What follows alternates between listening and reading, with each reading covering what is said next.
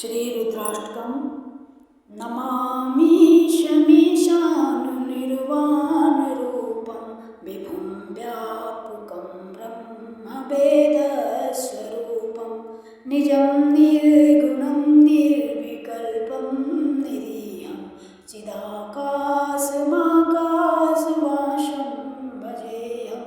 निराकारोऽङ्कारमूलं तुरीयं गिराज्ञानकोटितमीशं गिरीशं करालं महाकालकालं कृपालं गुणागारसंसारपारं नतोऽहं नमामि शमीशानुनिर्वाणरूपं विभुं व्यापकं ब्रह्म वेदस्वरूपं सारादृशं काशगौरं गम्भीरं मनोभूतकोटिप्रभाश्रीशरीरं स्फुरन्नमौलिकल्लोलिनीचारुगङ्गा लसद्बालबालेन्दुकण्ठे भुजङ्गा नमामि शमीशानुनिर्वाणरूपं विभुं व्यापकं ब्रह्मवेदस्वरूपं चलत्कुण्डलं प्रोषुनेत्रं विशालं प्रसन्नाननं नीलकण्ठं दयालं मृगाधीशचर्माम्बुरं मुण्डमालं प्रियं शङ्करं सर्वनाथं भजामि प्रचण्डं प्रकृष्टं प्रगल्भं परेशम् अखण्डम्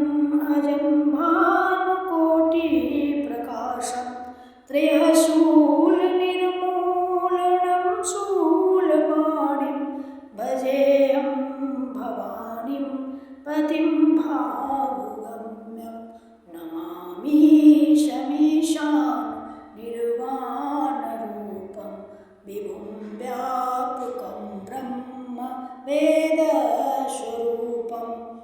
कलातीतकल्याणकल्पान्तकारी सदा सज्जनानन्ददाता पुरारी चिदानन्दसन्दोहमोहापहारी प्रसीद प्रसीद प्रभो मन्मथारी नमामि शमीशानुनिर्वाणरूपं विभुं व्यापकं ब्रह्मवेदस्वरूपं न यावद् उमानाथपादारविन्दं भजन्ति लोके परे वा नराणां